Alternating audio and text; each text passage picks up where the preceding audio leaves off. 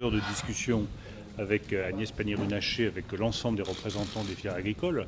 Moi, j'ai voulu témoigner comme ministre de l'économie et des finances de mon soutien total à l'agriculture française et aux paysans français. J'ai été il y a maintenant très longtemps, plus de 10 ans, ministre de l'Agriculture, pendant 3 ans. J'ai été marqué à vie par cette expérience. J'ai un attachement très profond au monde paysan, au monde agricole, à qui il faut donner des perspectives de long terme. Le président de la République, le Premier ministre ont eu l'occasion de tracer ces perspectives de long terme. Pour moi, la perspective de long terme, elle est très claire. Produire pour nourrir. Voilà ce que nous devons demander à l'agriculture française. Produire pour nourrir.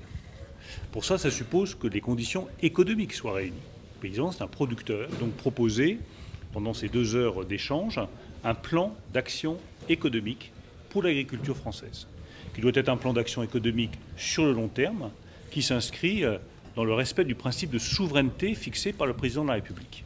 Premier point de ce plan, c'est la trésorerie. Il faut de la trésorerie dans les exploitations.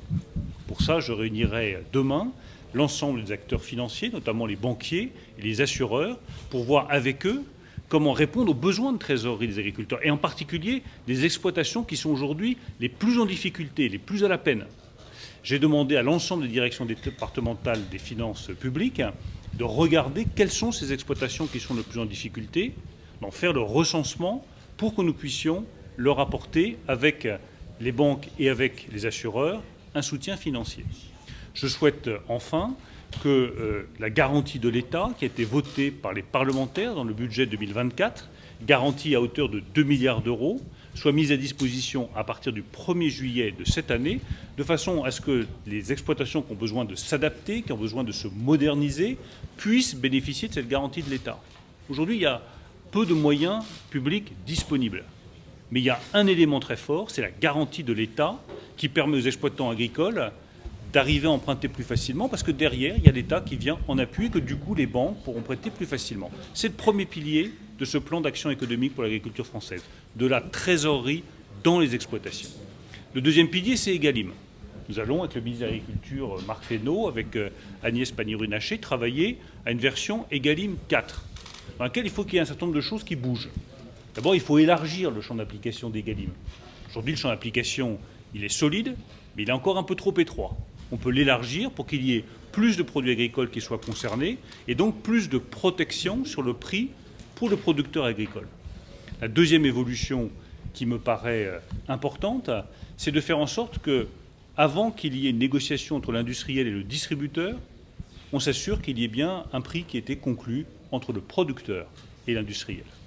Il y a eu au cours des semaines passées trop de situations dans lesquelles l'industriel négociait avec le distributeur alors même qu'il n'avait pas conclu sa négociation avec le producteur agricole, qui du coup se retrouve lésé en fin de chaîne. Enfin, le troisième point, c'est un point sur lequel le président de la République s'est engagé, et c'est une mesure de justice, c'est qu'il y ait un prix plancher. Le prix plancher, ce n'est pas un prix uniforme, ce n'est pas le même prix pour tout le monde. C'est juste l'assurance que dans le monde agricole, on puisse avoir un prix de référence, un prix plancher, construit sur la base des coûts de production, pour éviter qu'un producteur vende à perte. Je ne vois pas pourquoi le monde agricole serait le seul monde économique dans lequel on pourrait vendre à perte, parce qu'il n'y aurait pas de prix plancher, pas de prix de référence, pas de coût de production qui soit clairement déterminé. Et cet engagement qui a été pris par le président de la République, je constate que dans toutes les filières agricoles aujourd'hui, il fait l'unanimité, si on clarifie bien ce dont il s'agit, c'est-à-dire des coûts de production, un prix en dessous duquel on ne peut pas vendre, parce que sinon, le producteur ne s'en sort pas. Ce n'est pas un prix uniforme, c'est un prix qui évite la vente à perte. Troisième pilier de ce plan d'action économique, c'est l'exportation. Il faut arrêter de dire n'importe quoi sur le commerce international. Notre agriculture vit des échanges internationaux. Donc tous ceux qui prônent le renfermement de la France, le repli sur soi, tuent l'agriculture française et n'offrent aucune perspective aux paysans français. Arrêtons de dire n'importe quoi sur le sujet du commerce international et de l'exportation. La viticulture française va faire comment si elle ne peut pas exporter? Les producteurs de cognac aujourd'hui qui sont inquiets de la possibilité de mesures de rétorsion de la Chine vont faire comment s'ils ne peuvent pas exporter? Les producteurs de porc, ils vont voir quel prix pour leur porc produit en Bretagne s'ils ne peuvent plus exporter en Chine. Les producteurs de viande bovine, s'ils ne peuvent plus exporter en Afrique du Nord ou en Turquie, vont vivre comment et vont avoir quel prix? Donc cessons de dire n'importe quoi en jouant sur la colère des agriculteurs. L'avenir de l'agriculture française passe aussi par l'exportation, par la vente de nos produits et par la valorisation de nos produits sur les marchés étrangers. C'est un des piliers essentiels d'un plan d'action économique pour l'agriculture française. Quatrième sujet, c'est la simplification. Bien sûr qu'il faut simplifier les règles, bien sûr qu'il faut simplifier l'administration. Regardez ces CERFA, honnêtement, c'est beaucoup trop compliqué à remplir. Il faut que dans le projet de loi simplification sur lequel nous travaillons avec tous les ministres, on puisse en finir avec les CERFA, en finir avec l'administration. Un agriculteur s'est engagé pour être dans sa production et en plein air, pas pour travailler dans son bureau. Enfin, le tout dernier point sur lequel je veux insister dans ce plan d'action économique, c'est l'accompagnement et l'adaptation au réchauffement climatique. Le réchauffement climatique, il fait perdre beaucoup de possibilités de production dans beaucoup de fermes françaises. Il faut que nous continuions à travailler là-dessus. Vous voyez, je suis résolument optimiste et ambitieux pour l'agriculture française, parce que c'est ça qu'attendent nos pays. Le ministre de l'Agriculture l'a dit de manière extrêmement claire hier dans l'émission à laquelle il a participé. Il ne faut pas confondre les choses. On ne parle pas de prix universel, de prix identique pour tout le monde. On parle d'un prix plancher, en dessous duquel vous ne pouvez pas vendre parce que sinon le producteur ne s'en sort pas. On parle d'un prix qui va être défini filière par filière. On parle d'un prix qui va être défini avec des coûts de production dans le cadre du marché, dans le cadre d'une activité économique. Mais vous prenez n'importe quelle autre production, ça peut être une production industrielle, ça peut être une production brute, il y a toujours un coût de production, vous n'avez pas le droit de vendre en dessous, ça s'appelle vendre à perte et c'est interdit en France. Mais un producteur qui n'a que ses bras pour se défendre, s'il n'y a pas un prix de référence, un prix plancher comme l'a proposé le président de la République, il peut se retrouver forcé parce qu'il n'y a pas d'indication, parce qu'il n'y a pas d'indicateur à vendre à perte. C'est injuste moralement et c'est inefficace économiquement. Et je constate que lorsqu'on apporte ces éléments d'explication, comme l'a fait Marc Fesneau hier, il y a une unité qui se construit dans le monde agricole. Et dans un monde qui est traversé par tant de tensions aujourd'hui, avoir de l'unité sur cette idée du prix de référence, du prix plancher, c'est une très bonne chose. Monsieur le ministre, votre visite aujourd'hui au Salon de l'Agriculture paraît assez incomplète. Vous n'êtes pas allé voir l'égérie du salon, pas d'échange dans le hall 1, le hall 2 avec les agriculteurs, seulement sur le hall 4, le plus institutionnel. Les syndicats aujourd'hui, certains militants aussi, vous accusent de vous planquer. Est-ce que c'est si difficile d'être ministre et d'aller au Salon de l'Agriculture cette semaine? Attendez, nous on y est toute la semaine. Qui vous dit que je n'irai pas? Tout le temps dans les allées. C'est pas ce que vous nous avez annoncé. Oui, mais j'ai le droit de faire ce que je veux. Je suis un homme libre, au cas où vous ne l'auriez pas compris. De la trésorerie dans les exploitations, ça veut dire soutenir ceux qui en ont le plus besoin immédiatement. Il y a des mesures qui ont été annoncées par le Premier ministre Gabriel Attal sur l'élevage, que nous mettrons en œuvre dans les délais les plus brefs, sur lesquels je vais travailler avec le monde de l'élevage. On a déjà commencé à le faire.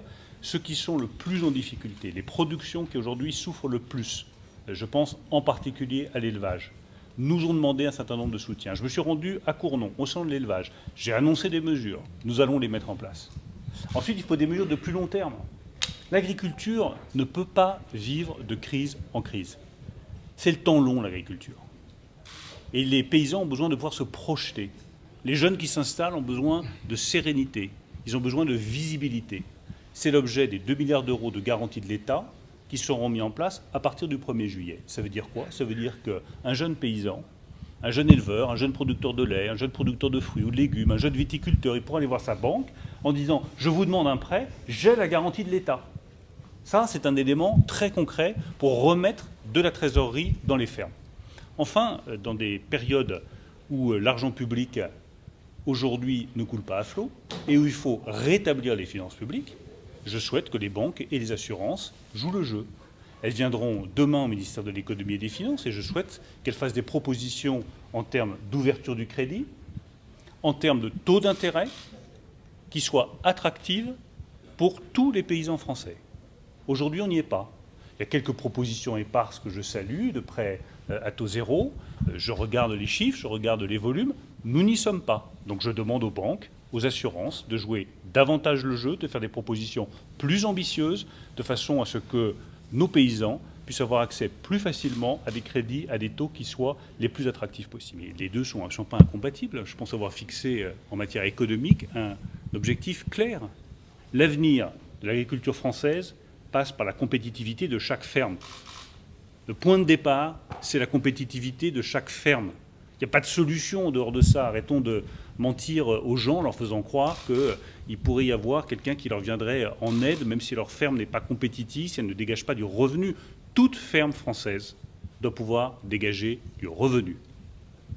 Toute ferme française doit pouvoir être compétitive, quelle que soit sa production.